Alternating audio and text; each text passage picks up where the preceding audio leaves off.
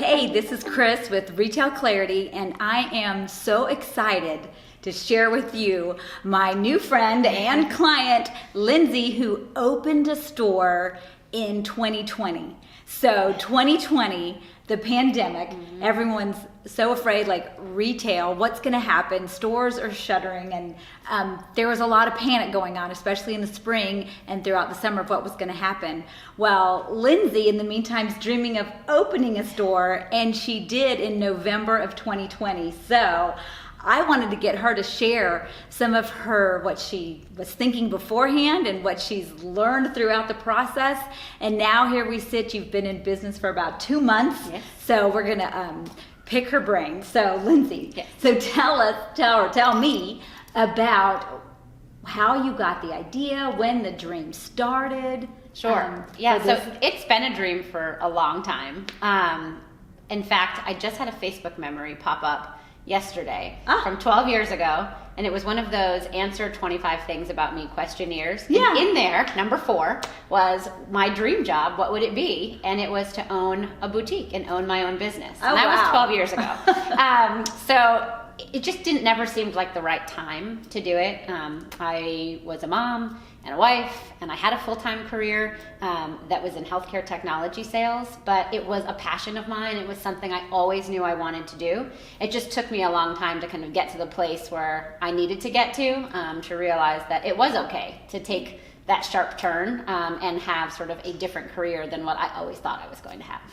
So when did you realize that 2020 was going to be the year? Yeah, so probably in the summer, really, of 2019 is when I started to talk to people about it, having conversations with my friends and my husband, and letting everybody know that this really was something that I had always wanted to do and was hoping I would be able to figure it out.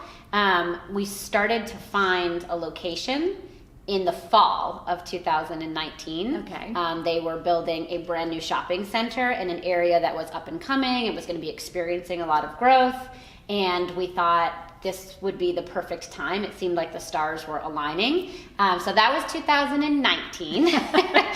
So then the pandemic hit around March of 2020. And it really was kind of touch and go for a couple of months. We didn't know if we were going to be able to open, more so for the people that were building the plaza. They had kind of pumped the brakes a little bit. So it really wasn't until about June of 2020 that we realized we were going to be able to open. And really, it was fingers crossed, didn't know what the rest of 2020 was going to bring, or naively thinking maybe we would be better by the fall, and that the pandemic potentially would be behind us. Right. I mean, again, it was this gut feeling that I had that this was the right time, and I knew that it went against everything that most people would be thinking during that time of quitting your full-time career, starting a new business, and a retail business as well. Things were closed around us. Restaurants were closing, stores were closing, people were trying to figure it out. So I understood that people were justly concerned for us. We really thought this through. But the location was the prime location. And I always knew if they were to ever build anything in this particular location, like that was my time to do this, and that we were going to have to go all in. So, it definitely was a roll of the dice in many ways, but so far, it's been great. Right, and here you are. And I remember back in those days in business school, in college, it was location. Absolutely. And you're right, this is a very up and coming, incoming Georgia location of an area that did not have any kind of a grocery store. So this is a great center. So you were right about that. Okay, so now finally, after delay after delay, it is Black Friday in November, and you have your grand opening day. I mean, tell us how many days you had to set up the store from the time you moved in to the time you opened. 4.5 days. 4.5 days. Yeah, I mean, it was crazy. We originally were supposed to open, we thought around November 1st, but like you said, we ended up getting into just a lot of delays. Part of it was due to COVID, but also, there not being enough staff, and then just lots of different things that happened, from building inspections, fire inspections, and so on. And so when we finally got the green light, It was, I think, around November 23rd. And so we had about 4.5 days. That was Thanksgiving included. So we were here all day, all night on Thanksgiving. In fact, we ate turkey and pie on the floor and stopped, doing what we were doing, setting up for just about 45 minutes to do that. So it'll be a Thanksgiving my children will hopefully either never remember or never forget. I don't know which one. And then, we opened our doors on Black Friday, but we were determined. We're a home decor and apparel store. It was imperative for us to be open for that Christmas season. Also because we had purchased all of this inventory, back in June and July when we thought we were going to be open at the beginning of November. And so we had to do everything in our power to try to open those doors. And so Black Friday just seemed like, look, we're going to go big or go home. We're already, kind of in this.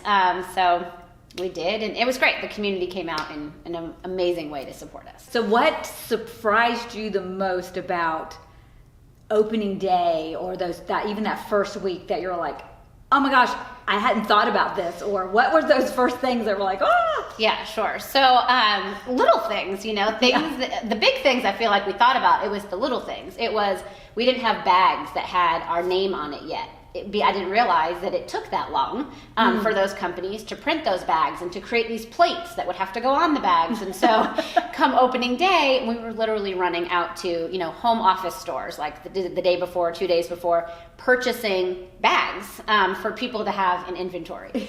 So that was just, again, something little, but it was like, it just never crossed our mind that it would take that long, or shipping was taking forever. And so that some of those things weren't going to be here in time. But, we knew that people were excited about the store and excited about something opening in this area. But at the same time, you think to yourself, is anybody going to show up? Am I going to, hear crickets all day long inside the store? But that first day, and again, that opening week, people were just so excited. And I think, thanks to you, we certainly did a lot of social media campaigns prior to opening. So really started to get the community excited about the fact that something was coming. And that was certainly instrumental in us being able to have such a success right out of the gate. Yeah, you had a good crowd here that day. Yeah. People streaming in the front door. Yeah. Okay, so you got your business up and going. So in all the planning, so you've been thinking about this or dreaming about it for over 12 years. Yep. You started planning, in the fall or so, a year ahead of time. You really got serious around June and got a space. So what has been your biggest surprise, or what's been the hardest thing that you didn't realize was going to be so hard? Yeah, I think it's figuring out truly the inventory. I knew the types of lines I wanted to carry, the vibe that I wanted in the store, but then to translate that into how much you need in order to really open and fill your store and make it. But then what happens next? Because then people start buying, right? And to sort of have that plan in place, I think was something, until you either live it or you have someone who can guide you in that process, it's very challenging and difficult to figure out just what that ratio is going to be. So that for us, I think, was certainly a challenge early on. Inventory management is something that every store owner deals with. Even if they've been in business for 30 years, a lot of them are still like, I can't get that under. So if you can learn that early on and get that under control, we'll have lots of success in the future. Was there any part that you ended up loving more than you had even expected? Or was it, your love is the merchandise and the vibe and the look, and that's what's the most fun? Or was there something else you're like, oh my gosh, I didn't know this was going to be so great? Yeah, so I think, going to market and being able to buy, I always knew that part would be fun, and it is, and that part is great. And this probably sounds like a strange answer, but working long hours, I won't say that it's necessarily fun, but it's not what I thought it was going to be, right? Coming from a corporate job, if I needed to stay for a couple extra hours, it felt icky. I was draining myself. I was there for a long time. I knew I had a long drive home. I think coming into this environment, I was really concerned about these long, long hours and, how many days we were going to be working, and what that was going to do to our work-life balance and our home. And while we're still certainly trying to figure that balance out, there is a very different feeling being here late at night, coming in very early in the morning. This is, an extension of us and our family. This is our new baby. And, it doesn't feel like that heavy feeling I felt when I was working so many extra hours in the corporate world. This is something that we're building. Being an entrepreneurial spirit there, that you've had that in you for those last 12 years, right? That working for yourself and knowing that it's, the reward that will come and you get to see it.